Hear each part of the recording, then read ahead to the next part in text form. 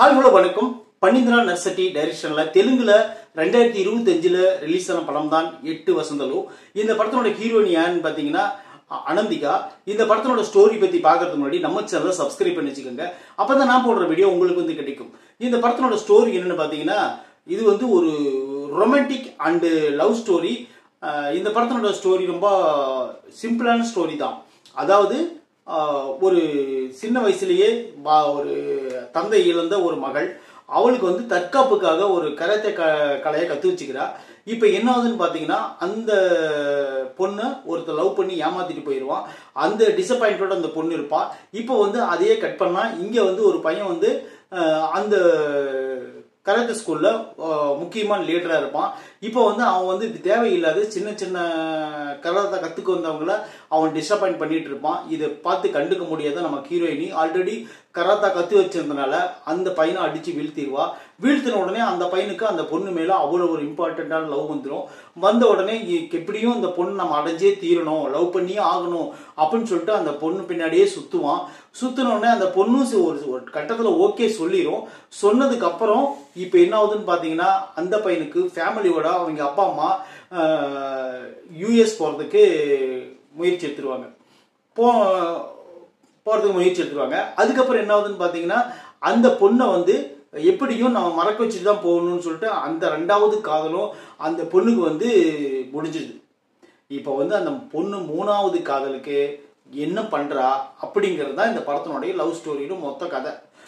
இந்த படத்தை ஒன்றும் பெருசா ஒன்றும் குழப்பிக்க வேண்டாம். இது வந்து தெலுங்குல ரிலீஸ் ஆன படம் தான். 2025ல ஓடிடி தளத்துல உங்களுக்கு இருக்கு. வேணா இந்த படத்தை வந்து நீங்க பாருங்க, உங்களுக்கு பிடிச்சிருந்தா பிடிக்கலாம். ஏன்னா லவ் ஸ்டோரி ரொம்ப ஜவ்வா இழுத்து வச்சிருக்காங்க இந்த படத்தை. இந்த படம் வந்து ஒரு 2.25 மணி நேரத்துக்கு மேல ஓடுது. ஆனா இருந்தாலும் அந்த அளவுக்கு கண்டென்ட் இந்த படத்துல கிடையவே கிடையாது. ஒரு முழுநீளமா ஒரு லவ் ஸ்டோரி எடுக்கணும்னு சொன்னா நம்ம தமிழ் படங்கள்ல எத்தனையோ படங்கள் வந்திருக்கு. அதை வச்சு நீங்க சூப்பரா லவ் ஸ்டோரி சொல்லிக்கலாம். ஆனா இந்த தெலுங்கு படத்தை வந்து இந்த படம் வந்து இவ்வளவு தூரம் ரொம்ப இழுக்கிற அளவுக்கு எல்லாம் ஒன்றும் பெருசா இல்லை.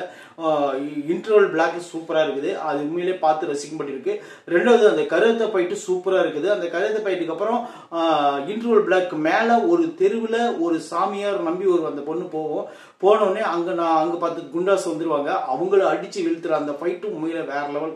அந்த 2 ஃபைட்டுக்காக இந்த படத்தை நீங்க பார்க்கணும்னு விருப்பப்பட்டீங்கன்னா பார்க்கலாம். மற்றபடி எமோஷனலா எனக்கு ஒன்றும் கனெக்ட் ஆகல. Interval black okay, second half கடைசி கிளைமேக்ஸ் ஓகே, ஓரளவு சுமார் தான். ஏன்னா திடீர்னு ஒருத்தர் வந்து நான் வந்து உனக்கு பால்ய நண்பன், உன் பின்னாடியே சுத்திட்டு இருந்தேன் அப்படின்னு சொல்லிட்டு கடைசியா அந்த காதலை எக்ஸ்பிளைன் பண்ற சீன்லாம் வந்து ஓவரா ஜவு இழுத்து வச்சுட்டானுங்க. அதுக்கப்புறம் வந்து பாத்தீங்கன்னா ஓப்பனிங் சீன்ல அவங்க அம்மாவை வரக்கூடியவங்க வந்து பாத்தீங்கன்னா ஒரு சீன்ல தான் காட்டுறாங்க. அதுக்கப்புறம் படம் ஃபுல்லா வரதே கிடையாது. அந்த பையனும் அந்த லவ் பண்ற பையனும் அதே போலதான். அந்த பையன் வந்து அவ்வளவு இம்பார்ட்டண்டா உயிருக்கு உயிரா லவ் பண்ணுவான். என்ன காரணத்துக்காக பிரிஞ்சு போறாங்க அப்படின்னு தெரியாமலேயே அவங்க சொத்தை பூரா எடுத்துட்டு வித்துட்டு யூஎஸ் போறாங்க. அதனால நான் மறந்துட்டு போறேன் அப்படின்னு அந்த பையன் சொல்றான். இதெல்லாம் ஏத்துக்கும்படியா இல்லைனாலும் கூட அந்த இன்டர்வல் பிளாக்கும் உண்மையிலேயே நல்லா இருந்துச்சு. அதை கிளைமேக்ஸ்ல கன்வெர்ட் பண்ண விஷயம் உண்மையிலேயே வேற லெவல் இருந்துச்சு. அது கூட ஓரளவுக்கு ஏத்துக்க முடியாதா இருந்துச்சு. அது போல அந்த ஸ்ட்ரீட்ல ஒரு இருட்டு ஸ்ட்ரீட்ல நடக்கக்கூடிய அந்த ஃபைட்ல அந்த பொண்ணு எத்தனையோ பேர் கொண்டு போடுறா, குத்தி போடுறா.